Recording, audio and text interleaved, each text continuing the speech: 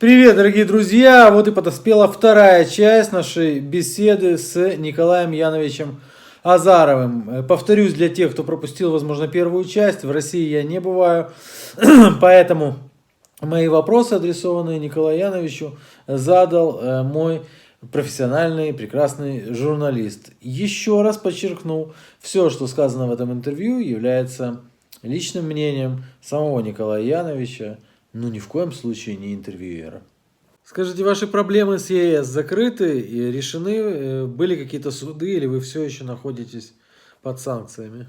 Ой, судов было очень много, вот, и ЕС санкции не отменил, хотя санкции применены на основании письма Генеральной прокуратуры Украины, то есть абсолютно некомпетентного, абсолютно такого органа, в котором ни законности нет, ни правопорядка, ничего в нем нет. Ее разрушили прокуратуру.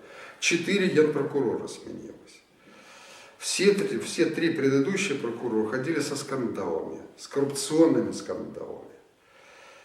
И вот на основании сегодняшнего генпрокурора, это вообще, так сказать, говорить даже о нем не хочу. Там, человек, не имеющий юридического образования, не понимающий, что такое прокуратура, какие функции в государстве. И вот на основании письма этой генпрокурора, датированное мартом 2014 года, Европейский Союз наложил на меня санкции, ограничения. То есть ограничивал мои права как гражданина. Ездить в страны ЕС. Но он там якобы заморозил какие-то счета, которых у меня нет. Наложил, так сказать, санкции на возможность мне открывать счета, я их не собирался открывать. Вот. То есть он заморозил непонятно что, я у них спрашиваю: ребята, вот вы 4 года где-то что-то заморозили, покажите, где вы заморозили, где, что вы, какую собственность вы мою заморозили. И вот на основании письма, просто письма, где моя фамилия стояла в списке каких-то 14 или 15 человек, прошло почти 4 года. Я спрашиваю: ребята, а вот что доказали, какая коррупция, где там воровство, что я у кого украл? Покажите мне, чтобы я хоть знал, за что вы наложили санкции. Против меня возбудили 5 уголовных дел, 4 из них закрыли. Суды наложили на основании вот этих 4 дел какие-то аресты на меня, включая арест мой, например, на мое имущество, на мой пенсионный счет, на мою квартиру. Ребят, так дела-то уголовные закрыты, а решения судов остаются. Решение судов остается по закрытым делам. Это нонсенс. И я прошу от Европейского совета, все эти суды и так далее, одного только: запросите это уголовное дело и разберитесь, кто у кого что украл. Сами разберитесь. Поэтому у меня доверие к этим органам, это дискриминационное решение заключается только в одном. Поскольку я активно действующий политик и веду политическую деятельность, ограничить эту политическую деятельность. Потому что когда я общаюсь с теми, я многих дипломатов знаю лидеров, так сказать, многих стран, лично с ними встречался, общался.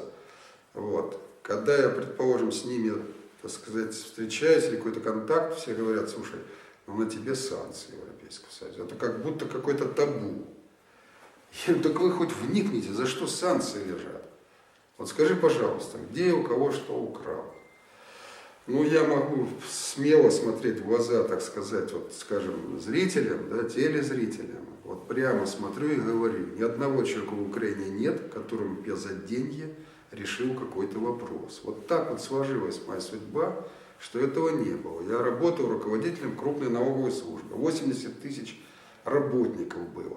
И если бы я у кого-то брал взятки, наверное, сейчас нашлось бы, хоть один человек, который бы сказал: я собирал какие-то деньги для Азарова, например. Нашелся бы. Я строил 1000 объектов в стране. Наверное, нашелся какой-нибудь строитель, который встал бы и сказал: за это строительство я, например, дал Азарову какую-то взятку. Но ведь не нашлось.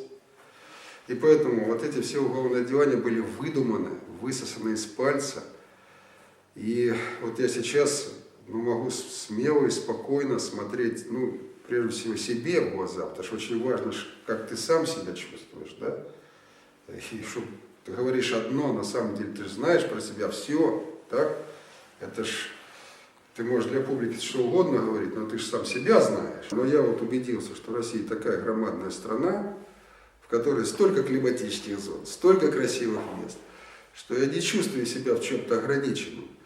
Ну и может еще и потому, что я за эти годы, ну где я только не бывал, и где, так сказать, не знаю, все эти места мне хорошо знакомы, известны. Поэтому меня больше всего морально ущемляют вот эти вот ограничения и мешают моей политической деятельности. Вот в чем вопрос. Я с удовольствием поехал, выступил в Европейском парламенте, например, рассказал. Мне поверили, потому что меня все-таки знают. Сейчас я не могу это сделать. Вот. Но я надеюсь, что это закончится когда-то этот период.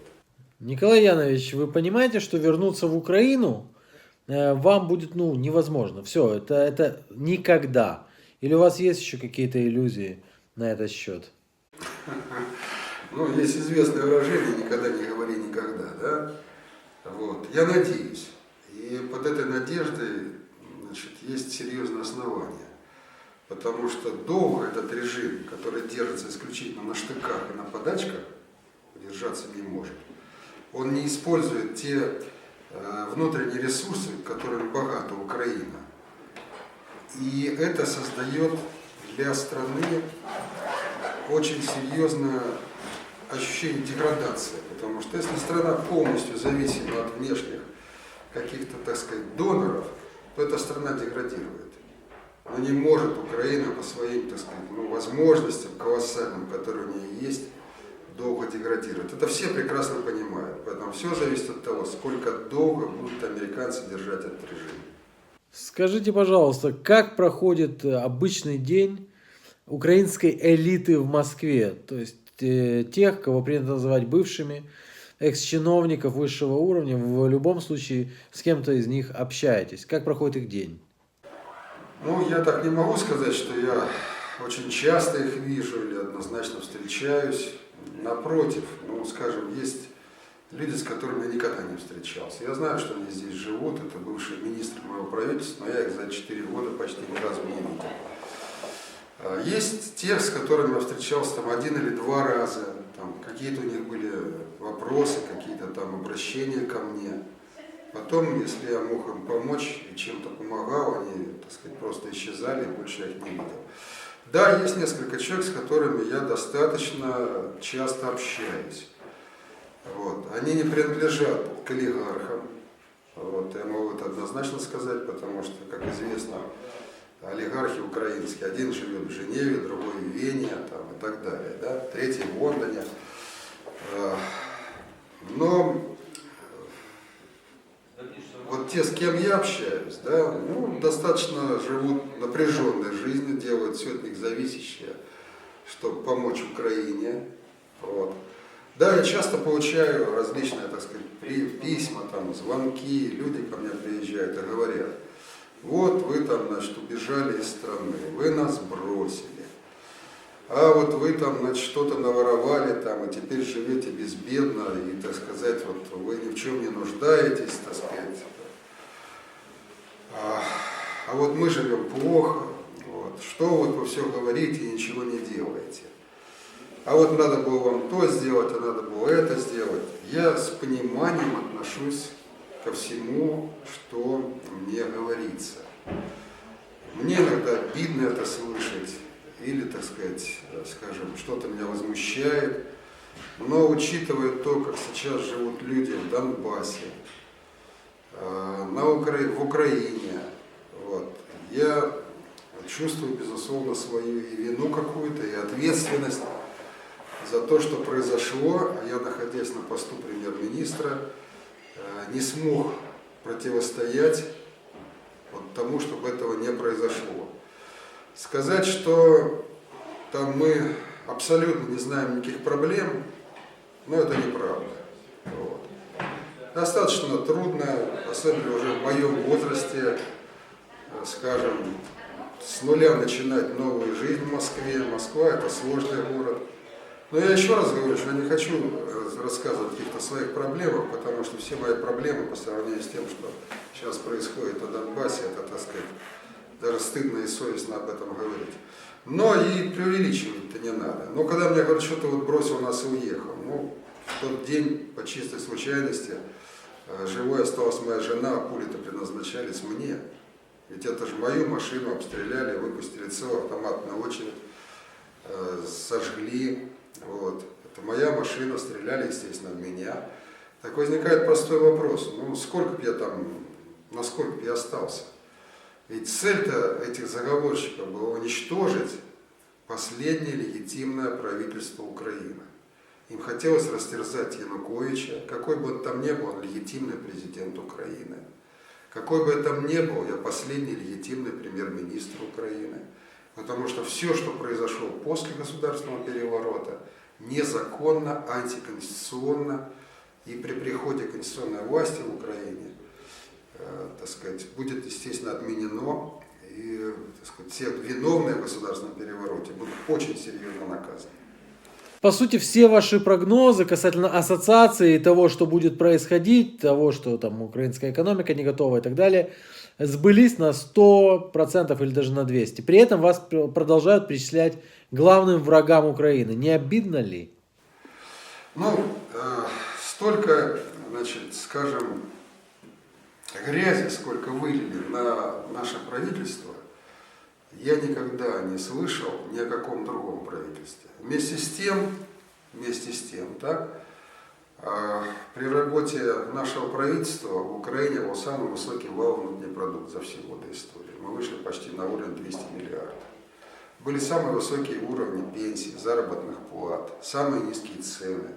Я всегда с удовлетворением думал, что вот если взять о ценах и тарифах, то они у нас ниже, чем в Российской Федерации, а зарплаты в среднем были выше. То же самое мог сказать, сравнивая, так сказать, ситуацию в нашей стране с, там, предположим, с Болгарией, с Румынией. Да, лучше мы жили, чем в Болгарии, чем жили в Румынии, а не страна ЕС. Ну, то, что произошло, мне было совершенно очевидно, потому что это было прежде всего связано с потерей российского рынка, с потерей рынка стран СНГ. Что такое потеря рынка? Если Россия прекращает покупать у нас нашу продукцию, там, вагоны, трубы, там, положим, колесные пары там, и так далее, то это означает, что заводы, которые нас производят, это останавливаются. Они не работают, им некуда сбывать эту продукцию. А что означает, если останавливаются машиностроительные заводы? Это означает, что не надо, так сказать, металлургии плавить столько стали. А что значит не надо плавить столько стали? Значит, надо добывать столько угля, столько руды. И вот это целая цепочка. Не надо производить столько электроэнергии, не надо работать столько, так сказать, этим товарным перевозкам и так далее. Это целая замкнутая цепочка. Для меня это проще простого было посчитать, какие мы понесем убытки. Поэтому сразу же сказал, подписание ассоциации в том варианте, без урегулирования конфликтных вопросов в России, означает двукратную девальвацию гривны. Ошибся немножко, да? Она более чем в 3 раза с половиной. Это повышение тарифов в 2 раза. Я тоже ошибся. Не в 2, а почти в 10 раз подняли цены на газ. Это потеря рабочих мест, это снижение уровня пенсии, снижение уровня зарплат. Поэтому никакого удовлетворения от того, что прогноз, это не прогноз, это был твердый, четкий расчет. Теперь, вот вы сказали, там обвинения звучат, что-то там украли, так сказать, разокрали. За 4 года мне не предъявили ни одного конкретного обвинения. Я хочу спросить, а что я украл и у кого я украл? Где? Даже само обвинение украинская прокуратура была вынуждена признать в Европейском суде, что они не обвиняют Азарова ни в коррупции, ни в хищениях. Да? Они публично были вынуждены это признать. А в чем же вы, ребята, меня обвиняете?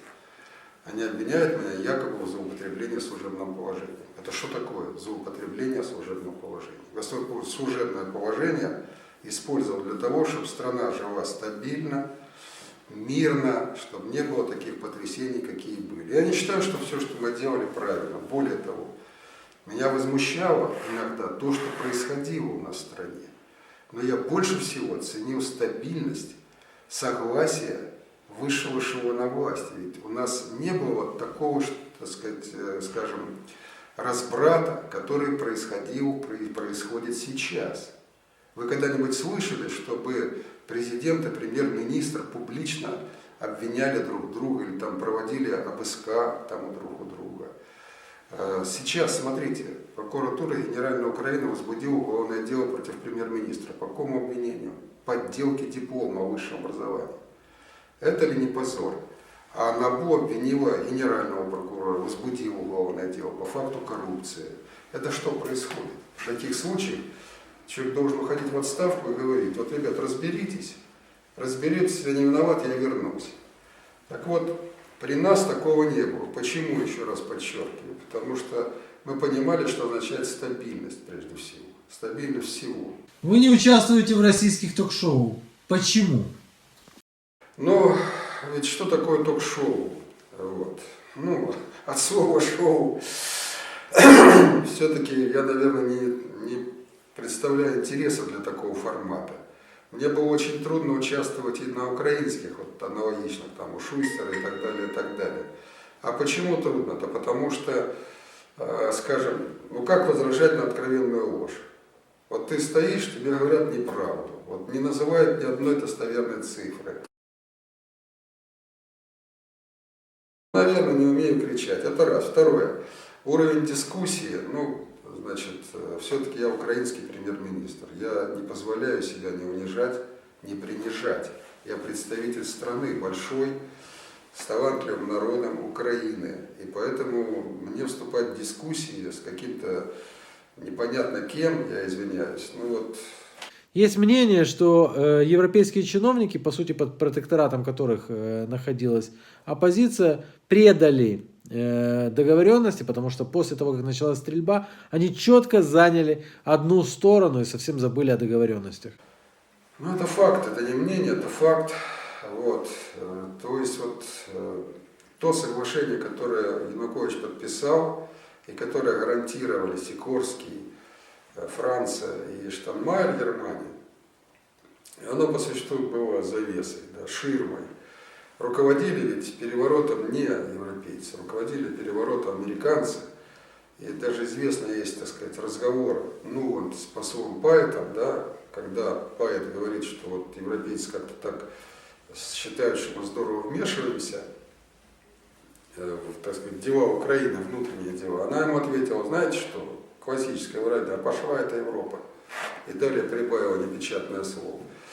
То есть руководили переворотом, так сказать, американцы, и, соответственно, и не собирались согласовывать никакое мирное соглашение с Януковичем.